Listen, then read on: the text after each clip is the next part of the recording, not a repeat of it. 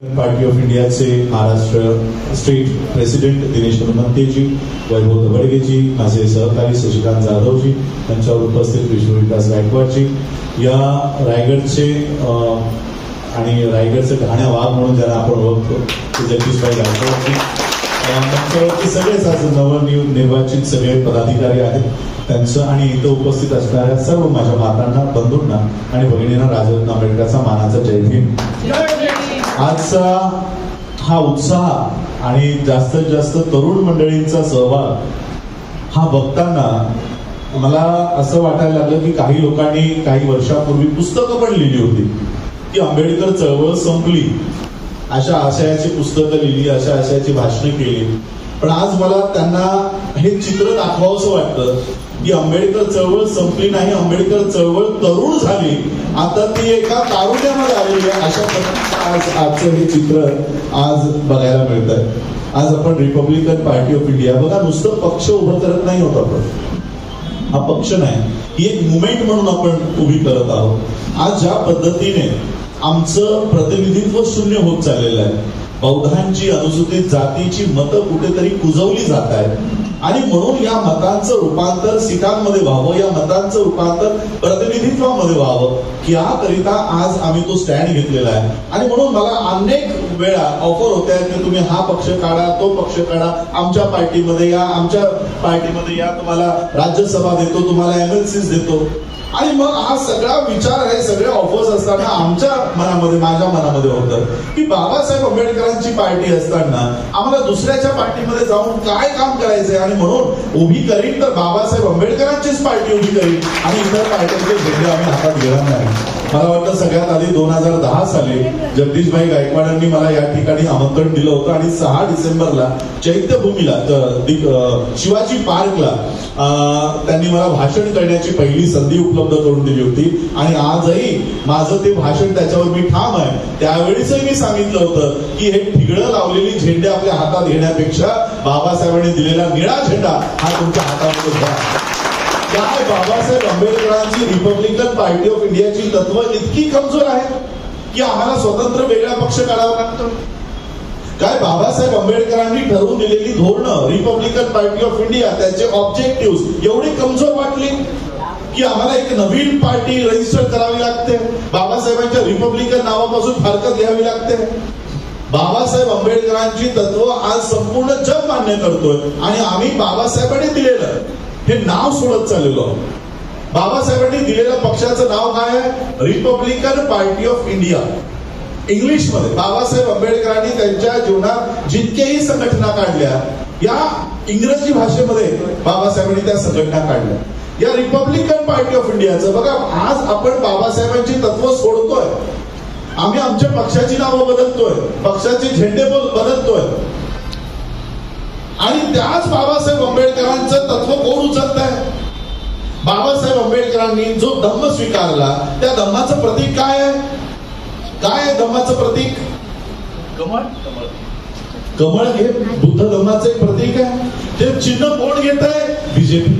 म्हणजे बाबासाहेबांनी ठरवून दिलेले तत्व कोण उचलत आहे? बीजेपी. आणि आम्ही सोडत चाललेलो आहोत. आणि म्हणून आम्हाला आज बाबासाहेबांच्या पक्षाचं नाव, हे नावही जर याचं मराठीत रूपांतर करा, रिपब्लिक. आपण 26 जानेवारीला रिपब्लिक डे साजरा करतो ना, मराठीत काय म्हणता या दिवसाला? प्रजासत्ताक दिन. म्हणजे रिपब्लिकचा अर्थ काय होतो? प्रजा. प्रजा. प्रजेला दुसरा शब्द काय आहे? प्रजेचा दुसरा शब्द काय आहे? जनता. रिपब्लिकचा अर्थ काय झाला? जनता. पार्टीचा मराठी पक्ष, इंडियाचा मराठी. आता या 3 शब्दांना जोडा, भारतीय जनता पक्ष. म्हणजे ज्या रिपब्लिकन पार्टी ऑफ इंडिया पासून तुम्ही फारकत घेताय, त्याच रिपब्लिकन पार्टीचं मराठीत रूपांतर करून ती लोक सत्तेत जात आहेत, या देशाचे सत्ताधारी होत आहेत. बाबासाहेब आंबेडकरांची तत्व ते स्वीकारतायत आणि आम्ही बाबासाहेबांची तत्व त्याच्यापासून लांब लांब होत चाललो. कमळ त्यांनी घेतला, कमळ आमचा. आमचा कमळ तेच चोरून घेऊन गेले, आमची पार्टी ते चोरून घेऊन गेले. 1925 साली बाबासाहेबांनी समता सैनिक दलाचं सगळं एम्स अँड ऑब्जेक्टिव्ह तयार केलंय, तेच सगळे RSS चोरून घेऊन गेले. चोरी कधी होते माहित आहे? घरामध्ये, जेव्हा तुमचं लक्ष नसतं, जेव्हा तुम्ही तुमच्या घरात नसता, त्यावेळेस तुमच्या घरातनं चोरी होते.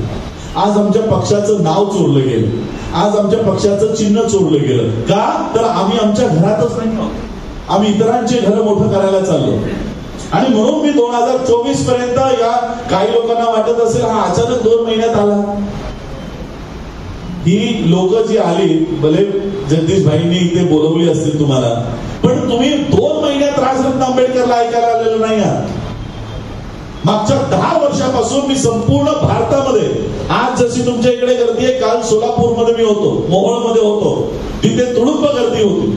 सगळीकडे मी जिथे जिथे जाईन, मी हरियाणात जातो, राजस्थानला जातो, माझी गाडी जर 5 किलोमीटर अंतर असेल तर मला 2-2, 3-3 तास जातात. प्रत्येक गावागावामध्ये बैठका, प्रत्येक गावागावामध्ये स्वागत. या सगळ्या पूर्ण देशामध्ये आम्ही एक आंदोलन उभं केलं की भारताचं संविधान धोक्यामध्ये आहे, भारताचं संविधान हटवलं जाणार आहे. आणि म्हणून आज त्या पद्धतीने लोक जागृत झाली. जागृत झाल्यानंतर काय झालं, म्हणजे आमची फसवणूक बघा कशी होत चालली. आम्ही लोकांना जागं तर केलं, मतं कुणाला द्यायची, काय द्यायची, हे सगळं कुणाला नाही द्यायची, हे सगळं जागं केलं, पण त्या मशीनवर आमचं बटनच नाही. लोकांच्या मनात आलं की बीजेपीला पाडायचंय, पण बीजेपीला पाडायचंय याचा अर्थ आम्हाला काँग्रेसला निवडून आणायचंय का, राष्ट्रवादीला निवडून आणायचंय का, शिवसेनेला निवडून आणायचं, असं होत नाही. म्हणजे आम्ही प्रचार करतोय, पण त्या मशीनवर आमचं बटनच नाही. मी पॉलिटिकल पार्टी उभी करत नाहीये, तुम्हा लोकांना त्या मशीनवर पर्याय उभा करतोय की माझं बटन, हक्काचं बटन, माझं हक्काचं घर. मी मुंबईच्या एका सभेमध्ये, भारतीय बौद्ध महासभेचा कार्यक्रम होता, सगळं एक्सप्लेन केलं की काय पार्टी, कसं काम चाललंय. मला लोकांनी येऊन खाली विचारलं, तुमचं भाषण अप्रतिम होतं, सगळं आम्हाला पटलं, आम्हाला सांगा आमचा पर्याय काय आहे, आम्ही कुणाकडे जायचं, या पार्ट्यांमधनं आमची पार्टी कोणती. बघा, माझ्याहून लहान असेल आदित्य ठाकरे, आदित्य ठाकरे माझ्याहून लहान असेल, प्रबोधनकार ठाकरेची ती 3री पिढी, बाबासाहेबांची मी 3री पिढी, हे माझ्या आजीचा, पणजीचा आणि माझा फॅमिली फोटो इथं आहे. फॅमिली फोटो, ते माझे सख्खे आजोबा इथे कोपऱ्यात बसलेले आहेत. पण आदित्य ठाकरेला जर राजकारणात यायचं असेल तर उतरल्या उतरल्या तो मंत्री म्हणतो की नाही.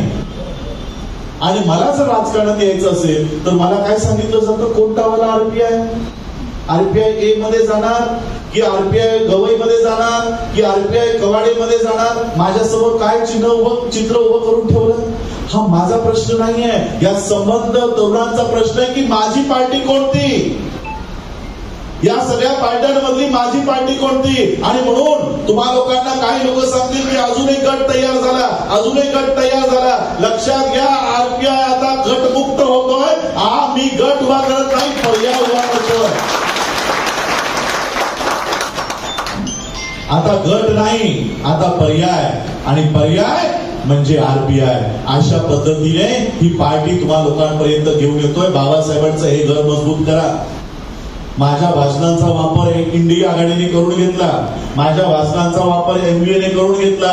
यापुढे माझा प्रत्येक शब्द हा एमव्हीए किंवा इंडिया आघाडीला नाही, आरपीआय ला मजबूत करेल. अशा पद्धतीने या महाराष्ट्रामध्ये आम्ही काम करणार आहोत. अशा पद्धतीने आम्हाला जायचं. आज आमचे प्रतिनिधी शून्य होत चाललेले आहेत. संसदेत आमची लोक नाही, विधानसभेमध्ये आमची लोक नाही, आणि जी लोक दावा करतात की आमच्याकडे पक्ष आहे, यांचे आम्ही सगळे धागेदोरे काढलेले आहेत. यांच्याकडे रजिस्ट्रेशन उरलेलं नाही. इलेक्शन कमिशन मध्ये हे लोक जाऊन आले, इलेक्शन कमिशन मधनं सगळा रेकॉर्ड काढून आणलेला आहे. आज का आम्ही दावा करतोय की गवईचाही बाप आम्हाला आरपीआय नाव लावण्यापासून थांबवू शकत नाही. का सांगतोय? कारण त्यांच्याकडे पक्ष राहिलेलाच नाही, आणि हा पक्ष याच्याकडे कुणाचं लक्षच नाहीये. 1956 साली बाबासाहेबांनी स्वतः घोषणा करून दिलेली आहे, आणि आमची इतक्या वर्ष फसवणूक झाली. काय दावा करतो माहित आहे? आठवले संसदेमध्ये भर सभेत उभं राहून सांगतात की माझा बाबासाहेबांचा पक्ष आहे. माझी जी पार्टी आहे ती बाबासाहेब आंबेडकरांची पार्टी आहे। याचा जरा रेकॉर्ड काढा। या पार्टीची स्थापना 2022 सालची आहे। 2019 साली मोहन पाटील, तुम्हाला तर सगळं माहित असेल, मोहन पाटील नावाची जी, कुणाला माहिती काही नाव मोहन पाटील? 2 लोकांना माहिती, कधी बघितलाय चेहरा त्यांचा मोहन पाटलाचा? आरबीआयचा ओनर, आरबीआय ए याचा स्थापन करणारा कोण आहे? मोहन पाटील।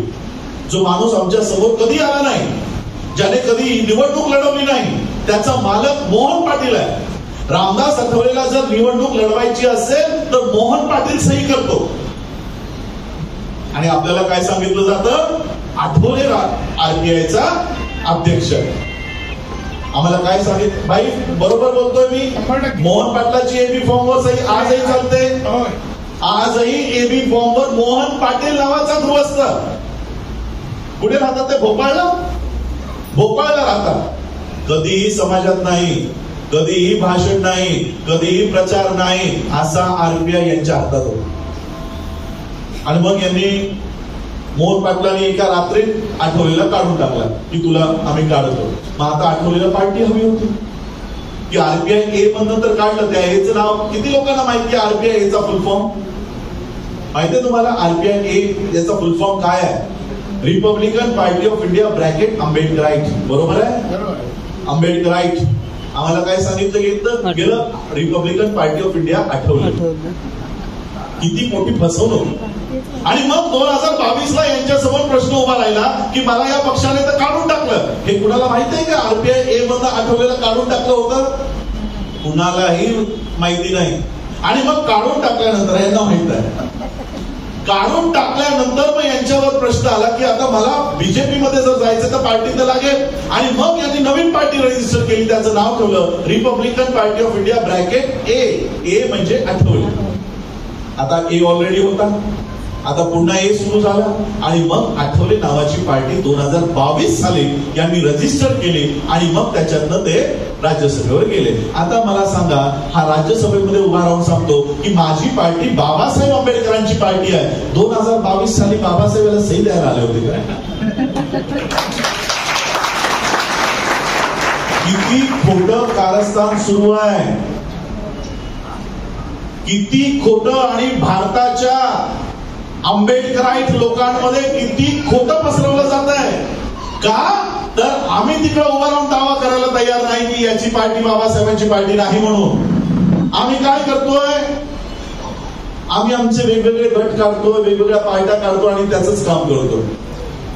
आणि म्हणून मी आज उभा राहिलोय, संसदेमध्ये जाऊन उभा राहून सांगणार आहे की याची पार्टी बाबासाहेबांची पार्टी नाही, आमची बाबासाहेब आंबेडकरांनी 30 सप्टेंबर 1956 साली रजिस्टर काढलेली, घोषणा केलेली खरी आरबीआय आज मी घेऊन चालत आहे। हे महाराष्ट्राच्या आणि भारताच्या जनतेला आहे। त्यासाठी मला तुम्हा सगळ्या तरुणांचा सहभाग हवा। हे काम एकट्या दुकट्याचं नाही। काय माझा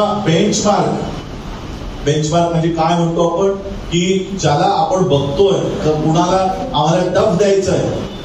अमित शहाचा एक नारा होता, 1 बूथ 20 यूथ। एका बूथच्या मागे 20 यूथ हा त्यांना जोडायचा होता आणि प्रत्येक बूथ मध्ये 20 तरुण त्यांना ते पोलिंग एजंट्स म्हणून त्यांना करायचा होता। 2019 सालीचा त्यांचा हा टार्गेट होता।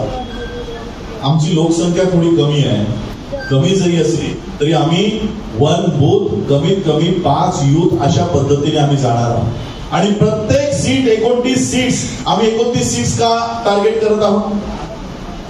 सुरुवातीला आम्ही अनुसूचित जातीच्या काही सीट्स आणि काही जनरल सीट्स वरही आमचे उमेदवार आता उभे राहिलेले आहेत। तर या 29 सीटवर आम्ही का भर देत आहोत? अरे हे तर बाबासाहेबांनी आम्हाला मिळवून दिलंय ना।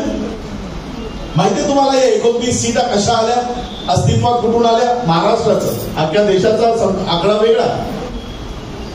बाबासाहेब आंबेडकर राऊंड टेबल कॉन्फरन्सला गेले, हे सगळ्यांना माहित आहे। 1930, 31, 32 ला बाबासाहेब राऊंड टेबल कॉन्फरन्स गोलमेज परिषदेला गेले आणि गोलमेज परिषदेमध्ये मग गांधी तिकडे आले आणि मग गांधींनी फक्त बाबासाहेब आंबेडकरांचा विरोध करायचं काम केलं। आणि हे विरोध करत असताना बाबासाहेब आंबेडकर गांधींपेक्षा वरचढ ठरलं मग त्या इंग्रजांना वाटलं की बाबासाहेब आंबेडकर जे मागतायत ते बरोबर आहे, यांची लोकसंख्या मोठ्या प्रमाणात आहे, हे हिंदू नाही आहे, आणि म्हणून यांनाही स्वतंत्र मतदारसंघ आम्हाला देणं गरजेचं आहे. काय मागितलं होतं बाबासाहेबांनी? की आम्ही हिंदू नाही आहोत, आम्ही मुसलमानही नाही आहोत, आम्ही सिखही नाही आहोत, आम्ही ख्रिश्चनही नाही आहोत, त्यामुळे आम्हाला आमचा स्वतंत्र मतदारसंघ द्या, जिथे उमेदवारही आमचा असेल आणि मतदारही आमचा असेल. आम्हाला तुमच्या मतांवर अवलंबून राहायचं नाही, आम्हाला तुमच्या मतांवर अवलंबून राहायचं नाही, म्हणून आम्हाला स्वतंत्र मतदारसंघ द्या. असे 143 स्वतंत्र मतदारसंघ बाबासाहेब आंबेडकरांना राऊंड टेबल कॉन्फरन्स मध्ये जाहीर करून टाकलं. त्याला म्हणतात कॉम्युनल अवॉर्ड. हा कॉम्युनल अवॉर्ड बाबासाहेबांना दिला आणि मग गांधींनी तिथे सांगितलं की हा मतदारसंघ जर तुम्ही बाबासाहेबांना देत असाल, स्वतंत्र मतदारसंघ म्हणजे उमेदवारही अनुसूचित जातीचा आणि मतदारही अनुसूचित जातीचा. गांधींनी सांगितलं नाही, मी असं होऊ देणार नाही.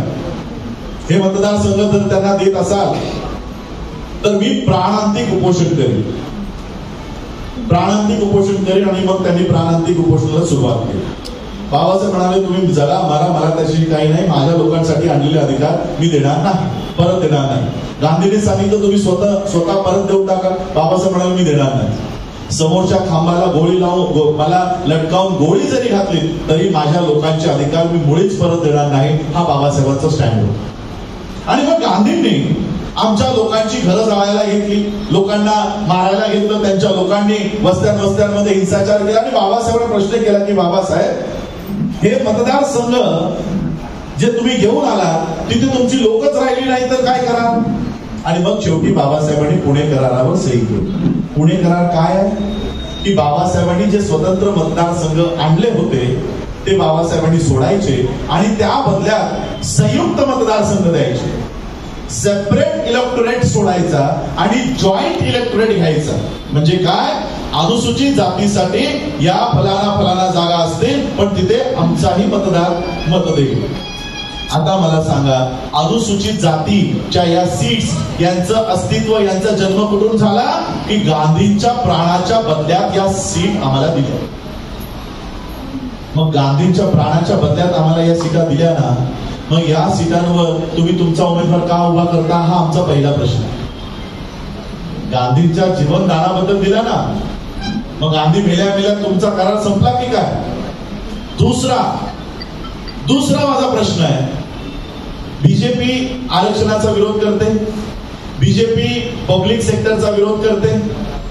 बीजेपीचे निर्मला सीतारामनने संसदेत उभं राहून भाषण केलंय की आम्ही 2 वर्षात सगळे सरकारी क्षेत्र खासगी करणार आहोत, सगळे सरकारी पब्लिक सेक्टर्स आम्ही विकून टाकणार आहोत. माझा प्रश्न बीजेपीला हा आहे, जर तुमचा आरक्षणाला विरोध आहे, जर तुमचा पब्लिक सेक्टरला विरोध आहे, मग आरक्षित सीटांवर तुम्ही तुमचा उमेदवार का उभा करता? नरेंद्र मोदी जर एका बापाची औलाद असेल तर अनुसूचित जातीच्या सीटवर एकही उमेदवार उभा करणार नाही. पब्लिक मध्ये तुम्ही आरक्षणाचा विरोध करता आणि मागच्या दाराला ते आरक्षित सीटावर उमेदवार नाही देता.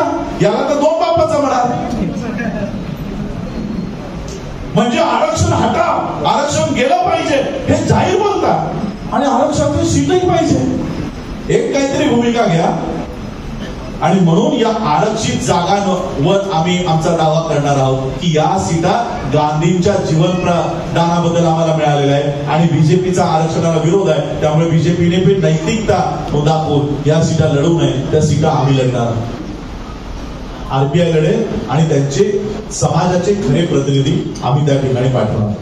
15 ऑगस्ट पासून किंवा येणाऱ्या काही तारखांमध्ये आम्ही सगळी ती बैठक घेऊन महाराष्ट्राचा हा दौरा आम्ही काढत आहोत. आणि लक्षात घ्या, आज जी आरपीआय म्हणून आपण हा पक्ष उभा करत आहोत, हे मिशन उभं करत आहोत, याच्यामध्ये आपण एकटे नाही आहोत.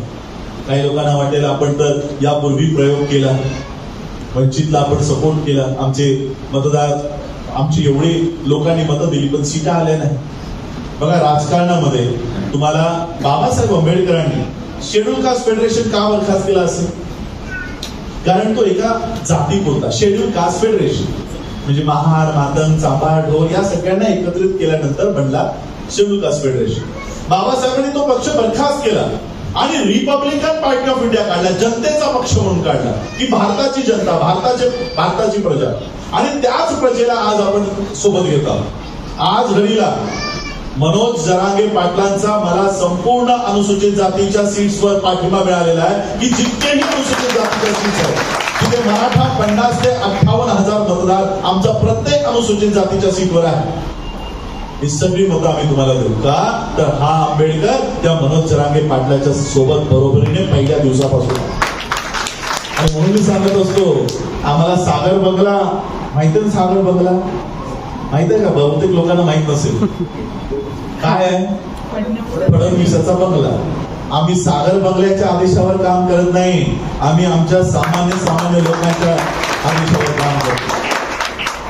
आणि म्हणून त्या पद्धतीने मराठा असेल, आता काल परवा आम्ही अण्णाभाऊ साठेंच्या जयंतीला गेलो, त्यांचा नातू सचिन साठे मातंग कम्युनिटीचा पूर्ण त्यांनी आम्हाला पाठिंबा दिलेला आहे. सगळ्या अनुसूचित जातीवर आज आम्ही त्या सीट्सवर अशी ही सगळी एकत्रित करून आम्ही या येणाऱ्या इलेक्शन्स मध्ये ही आघाडी थर्ड फ्रंट म्हणा, हा थर्ड फ्रंट जर एमव्हीने आम्हाला सीटा नाही सोडल्या किंवा महायुतीने आमच्या उमेदवार पाडायला असे जर उमेदवार उभे केले आमच्या सीटांवर, तर आम्ही थर्ड फ्रंट उभा करून बौद्ध, मराठा आणि मातंग आणि त्यातही मुस्लिम अशा पद्धतीने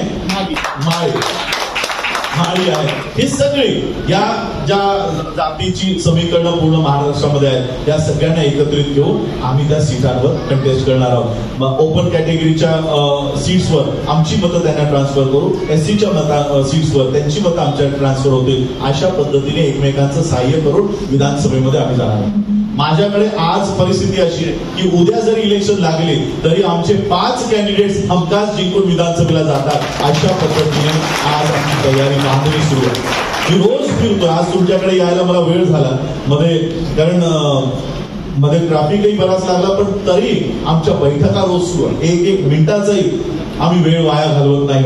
आणि म्हणून मी तुम्हाला सगळ्यांना आवाहन करणार आहे, एक चांगलं रिपब्लिकन मुवमेंट या महाराष्ट्रामध्ये उभी राहते. मी मागच्याही याच्यात सांगितलं होतं की कोण सुभाषचंद्र बोस बोलले होते की तुम मुझे खून दो मैं तुम्हें आजादी दूंगा. 3 महिन्याचा वेळ आहे आज आपल्याकडे, ऑगस्ट, सप्टेंबर आणि ऑक्टोबर. तुम मुझे 3 महिने दो, मैं तुम्हें बाबासाहेब ये मुवमेंट खड़ी करके दिखाऊंगा. बाबासाहेबांचा पक्ष कुणाची तरी बी टीम होण्याऐवजी बाबासाहेब आंबेडकरांची ए टीम व्हा. त्या पद्धतीने कामाला लागू आणि जितकेही आज संपूर्ण महाराष्ट्रामध्ये या आरपीआयची मुवमेंट आपण घेऊन जाऊ. हा पक्ष बाबासाहेबांचा पक्ष ज्या आशेने बाबासाहेबांनी उभा केला होता, काय अपेक्षा होती बाबासाहेबांची की चला आम्ही सत्तेमध्ये नाही जाऊ शकत, पण भारताच्या विरोधी बाकावर इतक्या कणखरपणाने बसू की कुठेही जर संविधानावर आळा आला तर आमची लोक तिथे उभं राहून विरोध करायला तयार असतील. आज बघा पंकजाताई मुंडे भाषण काय करतात की आम्हाला संसदेत पाठवा, का तर आम्हाला संविधान हटवायचं आहे. संविधान हटवण्यासाठी त्यांना संसदेत जायचंय. मग जर संविधान हटवण्यासाठी त्यांना संसदेत जायचंय तर संविधान वाचवण्यासाठी कुठं जायला हवं, संसदेत. आमचं काय चाललंय, त्यांना संविधान हटवण्यासाठी संसदेत जायचंय, आम्हाला संविधानाची रक्षा करण्यासाठी रस्त्यावर उतरतोय. आहे का बरोबरीची लढाई? जर ते संविधान हटवण्यासाठी संसदेत जात आहे तर संविधान वाचवण्यासाठी आम्हाला संसदेत आणि विधानसभेत जाणं गरजेचं आहे. नुसतं मतं कुजवून काही होणार नाही. आज आमची मतं कुजवली जातात, आमची मतं सत्तेपासून विभागली जातात, बाहेर ठेवली जातात. या मतांचं रूपांतर सीटांमध्ये तुम्ही एक गठ्ठा राहा, एकत्रित राहा. या मतांचं तुमच्या मतात काही लोकांना काय वाटतं, फसवणूक वाटतं. अरे मी मतं तर दिली पण माझ्या मतांचं रूपांतर सीटमध्ये झालं नाही. तुमच्या मतांचं रूपांतर आमदारकीमध्ये, नगरसेवकांमध्ये, येणाऱ्या काळामध्ये खासदारांमध्ये अशा पद्धतीचं रूपांतर करून मी तुम्हाला दाखवतो. फक्त तो विश्वास माझ्यावर ठेवा. हे घर आहे, हे घर, ही पिढी यांनी कधीच स्वतःचा विचार केला नाही. त्यांचंच रक्त माझ्यामध्ये आहे, त्यांचंच रक्त माझ्यामध्ये आहे. आम्ही इथे स्वतःसाठी नाही आलो. मी आज घडीला, आज महाराष्ट्राचा विधानसभा आहे, यापूर्वीच मी वर्ल्ड फेलोशिप ऑफ बुद्धिस्टच्या 138 देशांचं संघटन आहे. 138 त्या 138 देशांच्या संघटनेचा सचिव म्हणून मी आजही काम बघतो. मला काही गरज नाहीये पॉलिटिकल मुवमेंटमध्ये उतरण्याची, पण माझा समाज जर खाईत जात असेल राजकीय दृष्ट्या, बाबासाहेबांनी जो बौद्ध धम्म आज आम्हाला दिला, हा बौद्ध धम्म बाबासाहेबांनी काय केलं माहित आहे? या बौद्ध धम्माला बाबासाहेबांचं एक वाक्य आहे, history of India is nothing but battle between Buddhism and Brahmanism. वेळ खूप झालाय म्हणून मी अधिक बोलणार नाही. बौद्ध धम्म भारतातून लोक का पावला? बाबासाहेबांनी 4 कारणं दिलेली आहेत. पहिल्या कारणावर की या धम्माचा राजाश्रय निघून गेला. राजाश्रय म्हणजे काय? बुद्धाचा जो धम्म या देशामध्ये वाढला, त्या वाढल्यानंतर सम्राट अशोकानं तो ऍक्सेप्ट केला. एका राजानं तो अंगीकारला, आणि अंगीकारलाच नाही तर संपूर्ण देशाचा धम्म म्हणून बौद्ध धम्माला राजाश्रय दिला. आणि केवळ सम्राट अशोकाने नाही, त्यांच्या येणाऱ्या 10 पिढ्यांनी हा धम्म स्वतःचा आणि देशाचा धम्म म्हणून त्यांनी स्वीकारला. शेवटचा जो राजा होता, राजा बृहदत्तची हत्या पुष्यमित्र शुंगाच्या नावाच्या ब्राह्मणाने केली, आणि बौद्ध धम्माला असलेला राजाश्रय, 10 पिढ्यांपासून असलेला राजाश्रय संपून टाकला. 10 पिढ्यांचा कार्यकाळ किती होता माहित आहे? आता तरी आपली एक पिढी 70-80 पर्यंत जगते, त्यावेळची 100 वर्ष तरी जगत असेल. 1250 वर्ष या देशावर बौद्ध धम्माचा राजाश्रय होता. बौद्ध धम्म या देशाचा अधिकृत धम्म होता. 1250 वर्ष. आपण ऐकतो आता 15 ऑगस्ट येईल, बाईंनी जसं गाणं सांगितलं तसं एक गाणं वाचतं की जहा डाल डाल पर सोने की चिड़िया करती थी बसेरा, वो भारत देश है मेरा. 15 ऑगस्टला आपण ऐकूया गाणं. मग डाल डाल पर सोने की चिड़िया कोणत्या कार्यकाळात होती? आता आहे का? भारताला आपण काय म्हणायचो? सोन्याचा धूर निघणारा देश. ज्या देशातून सोन्याचा धूर निघत होता, अख्ख्या जगातले विद्यार्थी या देशात शिक्षण प्राप्त करायला येत होती. हे माहितीये का तुम्हाला? नालंदा, तक्षशिला, विक्रमशिला अशा 17 विश्वविद्यालय या भारतामध्ये होत्या. अख्ख्या भारताचं व्यापाराचा केंद्रबिंदू. याच तुमच्या रायगडमध्ये अनेक समुद्राचे मार्ग आहेत. या मार्गाच्या आजूबाजूला लेण्या सापडतात. हे सगळे परदेशी नागरिक या देशामध्ये यायचे ते केवळ व्यापार करण्यासाठी, आणि जाता जाता त्यांना वाटायचं अरे या बुद्धाच्या धम्माच्या देशात आम्ही आलो, आणि म्हणून ते लेण्या कोरत जायचे. तुमच्या central business district CBD central business district आहे. असे अनेक ग्रीक राजे या देशात येऊन गेले. मी ग्रीसमध्ये जाऊन आलो. ग्रीसमध्ये बुद्धाचं म्युझियम आहे. तिकडे ग्रीसमध्ये तिकडे मी जाऊन आलो. ही सगळी देशातली लोक भारतामध्ये यायची. कुणाच्या कार्यकाळात? बुद्धाच्या कार्यकाळात. आणि मग तो बुद्धाचा कार्यकाळ संपला, शासन संपला. पुष्यमित्र शुंगाने प्रतिक्रांती केली आणि हा धम्म या देशातून नष्ट केला. आणि मग उदय झाला डॉक्टर बाबासाहेब आंबेडकरांचा. अनेक वर्षानंतर आजची माझी पिढी काय आहे माहित आहे? हा जो परिवार आहे, फक्त तुम्हाला 4 लोक दिसत आहेत. ही 5वी पिढी आहे बाबासाहेबांची. त्याच्या आधीच्या 4 पिढ्या काय करत होत्या माहित आहे? बाबासाहेबांच्या वडिलांचं नाव काय? सुभेदार मेजर रामजी आंबेडकर. त्यांच्या आजोबांचं नाव काय? हवलदार मालोजी.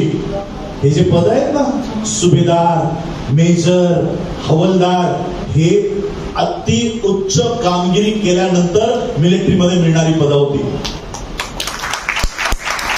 बाबासाहेबांचे आजोबा हवलदार. बाबासाहेबांचे पंजोबा माहितीये का कुणाला? कोण होते? माझ्याकडे बाबासाहेबांची अख्खी वंशावळ आहे. ही वंशावळ अजूनपर्यंत कुणाकडे आलेली नाहीये.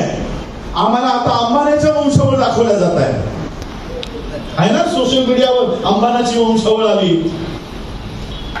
आम्हाला बाबासाहेबांची वंशावळ माहित नाही. बाबासाहेबांच्या पंजोबांची समाधी आजही औरंगाबादच्या छावणीमध्ये आहे, मिलिटरी कॅम्प मध्ये आहे. बाबासाहेब आंबेडकरांची आई मुरबाडकर फॅमिली, जरा या. त्यांची अख्खी फॅमिली पिढ्यानपिढ्या हे मिलिटरीतले अख्खी फॅमिली मिलिटरी मिलिटरीमध्ये होते.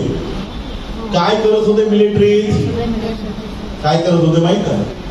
ब्रिटिशरांनी जसंही भारतामध्ये पदार्पण केलं आणि त्यांनी या देशामध्ये सैनिकांची भरती सुरू केली, सगळ्यात आधी या लोकांनी नाव घेतली. का तर माझ्या समाजाला मागच्या 2500 वर्षापासून यांनी अस्पृश्य तयार करून ठेवलाय, अस्पृश्य बनवून ठेवलाय.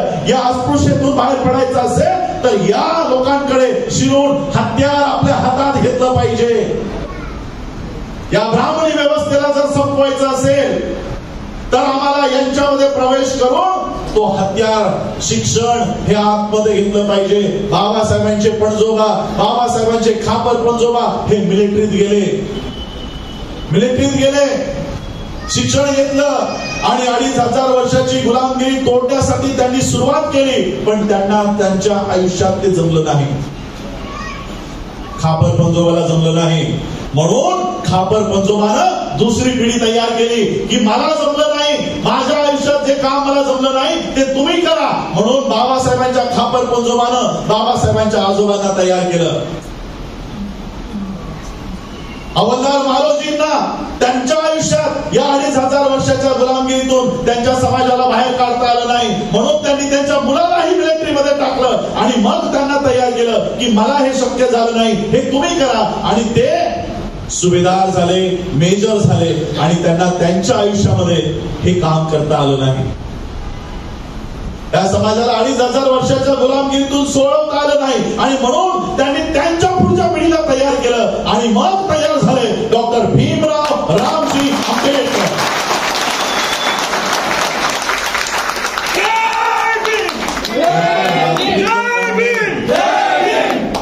2500 वर्षाची गुलामगिरी तोडण्यासाठी या पिढ्यानं तयार केली. 7 पिढ्यांनी बाबासाहेबांना तयार केलं.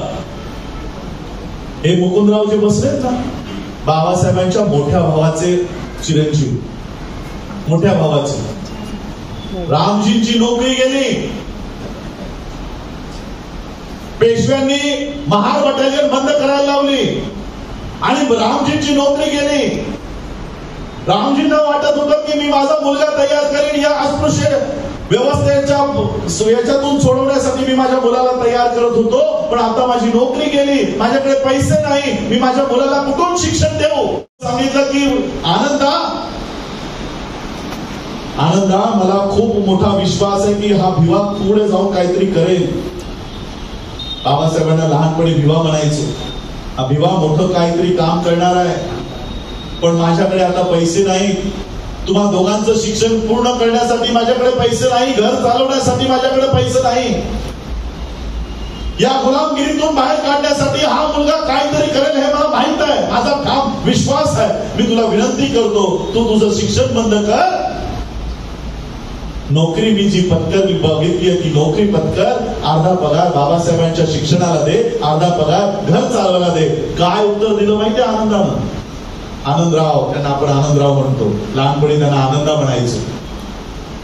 आज जर 2 भावांना बोलावलं आणि दोघांना सांगितलं बाबा माझी आता रिटायरमेंट झाली आहे, मी दोघांचं कॉलेज करू शकत नाही, मोठा मुलगा बोलेल मी कशाला सोडू, त्याचं बंद करायला हवं, मी नाही सोडणार. आहे की नाही? ही परिस्थिती आहे की नाही खरी? कोण मोठा भाऊ छोट्या भावासाठी त्याग करेल का? आज 2 भावांमध्ये बनत नाही. काय उत्तर दिलं असेल माहिती आनंदरावांनी? आनंदरावांचं उत्तर चांगदेव खरमोडेच्या 2ऱ्या खंडामध्ये छापून आहे, बाबासाहेबांच्या रायटिंग अँड स्पीचेस मध्ये छापून आहे. आनंदराव म्हणतात की बाबा मला माहित आहे की तुम्हाला खूप मोठी आशा आहे की विवा काहीतरी मोठं काम करेल आणि मलाही ती आशा आहे, मलाही ते माहित आहे की हा भिवा आपल्याला या गुलामगिरीतून सोडवणार आहे.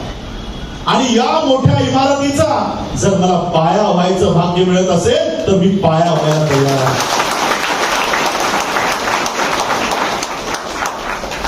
बाबासाहेबांचे मोठे भाऊ बाबासाहेबांच्या या इमारतीचे पाया झाले. बाबासाहेबांना शिक्षण मिळवण्यासाठी त्यांनी नोकरी पत्करली, घर सांभाळलं, बाबासाहेबांना मुक्त केलं घराच्या जबाबदारीतून आणि मग बाबासाहेबांनी 2500 वर्षाच्या गुलामगिरीतून या समाजाला बाहेर काढलं, या समाजाला बाहेर काढलं आणि बाबासाहेबांनी आम्हाला आमची खरी लढाई सांगून गेली. History of India is nothing but battle between Buddhism and Brahmins. भारताचा इतिहास दुसरा तिसरा काही नसून बौद्ध धर्म आणि ब्राह्मणी धर्म आहे, जो बौद्ध धर्माला राजाश्रय सम्राट अशोकाला दिला होता. आता राजा आहे का भारतामध्ये? राजेशाही राहिली का? राजे 15 दिवस तिकीट दिल्लीला थांबलं, त्याला तिकीट मिळत. राजे तिकीट मागण्यासाठी बाहेर उभे असतात 15 दिवस. आणि म्हणून बाबासाहेबांनी राजाश्रय धम्माला कसा दिला बघा. बाबासाहेब आंबेडकरांचा प्रिएम्बल, तुम्ही संविधानाचा प्रिएम्बल वाचा, त्याच्यात 4 तत्व आहेत: justice, equality, liberty and fraternity. न्याय, समता, स्वतंत्रता आणि बंधुता. अनेक लोकांनी बाबासाहेबांना आरोप केले की बाबासाहेब तुम्ही ही 4 तत्व फ्रेंच रिव्हॉल्युशन मधून घेतली, फ्रान्सच्या क्रांतीतून घेतलेली आहे. बाबासाहेब म्हणाले, मूर्ख आहेत ती लोक जी माझ्यावर असा आरोप करतात की मी ही 4 तत्व फ्रेंच रिव्हॉल्युशन मधून घेतली. मी ही 4 तत्व फ्रेंच रिव्हॉल्युशन मधून घेतली नाही, मी बुद्धाच्या धम्मातून ही तत्व घेतली. जो राजाश्रय सम्राट अशोकाला बुद्धाच्या या धम्माला दिला होता, तो राजाश्रय बाबासाहेबांनी संविधानाच्या माध्यमातून पुन्हा या भारतामध्ये बौद्ध धम्माला दिला. आणि म्हणून ही लोक आज संविधान हटवण्याच्या बाता करतात. हे संविधान हटवण्याच्या बाता नाही, तुमच्या धम्माला असलेला राजाश्रय हटवण्याच्या बाता करतात. राजाश्रय बाबासाहेबांची शेवटची खंत काय होती माहितीये तुम्हाला? रडले. 18 मार्च 1956चा भाषण कोणी काढा, रायटिंग अँड स्पीचेस मध्ये आहेत. आग्र्याच्या भाषण मध्ये बाबासाहेब रडले. काय म्हणतात माहित आहे? मी दूर दूर पर्यंत बघतो तर माझा हा गाडा मी इथपर्यंत जो घेऊन आलो तो पुढे नेण्यासाठी मला एकही व्यक्ती दिसत नाही, एकही दिसत नाही. नानकचंद रत्तू बाबासाहेबांसोबत असायचे. रत्तूला ते सांगायचे की रत्तू, ये पूरे तंबू का, तंबू माहिती आहे ना, या सगळ्या तंबूचा मी एकच खांब आहे, मी एकटाच बांबू आहे. मला भीती वाटते की हा बांबू कोसळल्यावर माझ्या या समाजाचं काय होईल. शेवटच्या क्षणापर्यंत बाबासाहेबांच्या मनामध्ये परिवाराची चिंता नव्हती, माझ्या समाजाचं काय होईल. या 2500 वर्षाच्या गुलामगिरीतून मी माझ्या समाजाला बाहेर काढलंय. बाबासाहेबांची खंत काय होती की ज्या पद्धतीने 7 पिढ्यांमध्ये त्या परिवारानं बाबासाहेबांना घडवलं, बाबासाहेबांची खंत होती की मी माझी पुढची पिढी घडवू शकलो नाही, माझी पुढची पिढी घडवू शकलो नाही. मुलगा होता, यशवंत बाजूलाच बसला, मुकुंद होता पुतण्या, दोघांनाही त्याने सांगितलं की मी माझी पुढची पिढी घडवू शकलो नाही. खोब्रागडे बॅरिस्टर आहेत, सोबत आहेत बाबासाहेबांच्या, दादासाहेब गायकवाड आहेत, हे सगळे बाबासाहेबांसोबत आहेत. तरी देखील बाबासाहेब म्हणतात मला दूर दूर पर्यंत कोण दिसत नाही. बाबासाहेबांची खंत काय? बाबासाहेबांचा अजून एक खंत होती. बाबासाहेबांचा राजरत्न 2.5 वर्षाचा असताना गेला. बाबासाहेबांनी ज्या पद्धतीने आमच्या पिढ्यानं दुसरी पिढी तयार केली, तसं बाबासाहेब त्या राजरत्नाला तयार करत होते. त्या राजरत्नाला तयार करत होते. बाबासाहेब त्या राजरत्नाला काय म्हणायचे माहित आहे? तू माझा सिंह आहेस, तुला मोठं झाल्यानंतर खूप मोठा पराक्रम करायचा आहे, माझं उर्वरित राहिलेलं कार्य हे तुला पूर्ण करायचं आहे. हे 2.5 वर्षाच्या मुलाला सांगताय. हे सांगत नाहीये, ते पुढची पिढी तयार करताय. ही मुवमेंट ट्रान्सफर करण्यासाठी त्या मुलाला तयार करताय की माझं उर्वरित कार्य तुला पूर्ण करायचं आहे. पण या ब्राह्मणी व्यवस्थेने त्या मुलाचा खून केला. खून कसा? त्याला डबल न्यूमोनिया झाला. मेडिकल वाल्यानं पॅरासिटामॉल दिली असती तर मुलगा वाचलं नसतं का? एखाद्या डॉक्टरने चेक केलं असतं याला ताप आहे आणि ताप आहे म्हणून त्याला औषध दिलं असतं तर मुलगा वाचला नसता का? एका बॅरिस्टरच्या मुलाला कोणत्याही डॉक्टरने हात लावला नाही, कोणी साधी गोळी दिली नाही. आणि मग या मुलाची जुलै 1926ला याचा अंत झाला. बाबासाहेबांची खंत काय होती की ज्या मुलाला मी तयार करत होतो तोच मुलगा निघून गेला. बघा योगायोग काय आहे. बौद्ध धर्मात हे योगायोग वगैरे बसत नाही, पण त्याच राजरत्नाच्या आठवणीवर माझ्या वडिलांनी माझं नाव राजरत्न ठेवलं. मी जरी बाबासाहेबांनंतर मुकुंद नंतर अशोक नंतर मी, म्हणजे बाबासाहेबांनंतरचा मी 3ऱ्या पिढीतला. तरी मी स्वतःला तिसऱ्या पिढीतला समजत नाही. जो राजरत्न बाबासाहेबांना तयार करायचा होता तो राजरत्न मी म्हणून आता समजला.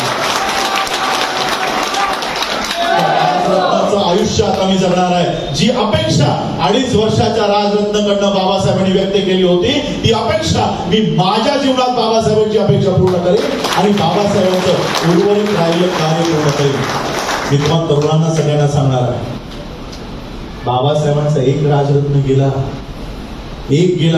पण बाबासाहेब लाखो राजरत्न तयार करून गेले. मी जे इथे उभा आहे हा बाबासाहेबांचा राजरत्न नाही. तुम्ही जे इथे सगळेजण इथे उभे आहात तरुण, हा बाबासाहेबांचा राजरत्न प्रत्येक घराघरामध्ये तयार झाला पाहिजे. बाबासाहेबांची 4 मुलं मरत होती पण बाबासाहेब घरात बसून राहिले नाही. तुमची मुलं मरू नये म्हणून 24 तास तुमच्यासाठी काम केलं. म्हणून प्रत्येक घरातला तरुण हा राजरत्न असला पाहिजे. ज्या 2.5 वर्षाच्या मुलाकडनं बाबासाहेबांनी अपेक्षा व्यक्त केली की माझं उर्वरित राहिलेलं काम तुला पूर्ण करायचंय, त्या आशेने प्रत्येकानं कामाला लागलं पाहिजे, त्या आशेने आलं पाहिजे. महिलांनाही सांगणार आहे, युवतींनाही सांगणार आहे, या मुवमेंटमध्ये तुम्हा लोकांना मागं राहून चालणार नाही. 50% पॉप्युलेशन आहे महिलांची. महिलांचं सहभाग कुठं आहे? तुमचं प्रतिनिधित्व कुठं आहे? स्टेजवर महिला कुठं आहे? काय नुसतं ऐकायलाच येणार? काय नुसतं गर्दी वाढवायलाच येणार? तुम्हा लोकांना पुढे आलं पाहिजे. बाबासाहेबांच्या मुवमेंटमध्ये 50,000 महिलांचा सहभाग असायचा. 50,000 महिला. या महिला आज बाबासाहेबांच्या या मुवमेंटमध्ये जर तुम्ही आणलं नाही तर ते मरियाई आणि खंडोबाच्या वारीला जातील. तेव्हा या सगळ्यांच्या तुम्हा लोकांची आता ती जबाबदारी असली पाहिजे. महिलांनी ही मुवमेंट हातात घेतली पाहिजे. आरपीआयची मुवमेंट, आणि मी तुम्हा लोकांना सांगणार आहे, आरपीआयचे कार्यकर्ते आणि हे सगळे, मी कॅडर बेस माणूस आहे. 3 दिवसाचे माझे स्वतःचे दर वर्षाला सकाळी 9 ते 5:30 पर्यंत माझे लेक्चर्स चालतात. आंबेडकर स्कूल ऑफ पॉलिटिक्स आम्ही चालवतो, जी बाबासाहेबांनी सुरुवात केली होती. ती आंबेडकर स्कूल ऑफ पॉलिटिक्स मध्ये आमचे पॉलिटिकल लेक्चर्स होतात. ग्रामसभा काय असते, बजेट कसा वाचायचा, कशा पद्धतीने निवेदन द्यायचे, कसे लॉज तयार होतात, कसं बिल तयार होतं, बिल कसं वाचायचं, हे सगळं पॉलिटिकल कॅम्पेनिंग आम्ही करत असतो. जरी आज पदाधिकारी म्हणून जरी तुम्ही त्या सामील झाला असाल तरी या ट्रेनिंग मधून तुम्हाला जावं लागणार आहे. या ट्रेनिंग मधून जावं लागणार आहे. लक्षात घ्या, नुसतं कालपर्यंत आपण असाच हवेत कार्यकर्ता तयार केला तसं नाही. प्रत्येकाची नोंदणी www.rpi.org.in ही वेबसाईट आम्ही घेतलेली आहे. त्या वेबसाईटवर प्रत्येकाचा फॉर्म भरून घ्या. इलेक्शन कमिशनला सगळा डेटा द्यायचा की आमचे किती कार्यकर्ते आहेत, किती पदाधिकारी आहेत, किती आमचे उमेदवार आहेत. हे सगळं एक पक्ष म्हणून जसा उभा आजपर्यंत आरपीआय मध्ये काम झालं नाही, कधीच झालं नाही. आणि म्हणून तो पक्ष कसा उभा करायचा याचा संपूर्ण अभ्यास करून मी तुमच्या समोर आलेलो. म्हणून मी आज हा पक्ष तुम्हाला माझा नाही आहे, बाबासाहेबांनी जनतेसाठी दिलेला आहे. आणि म्हणून त्या पक्षाला आता बळकटी करणं तुमच्या सगळ्यांचं गरज.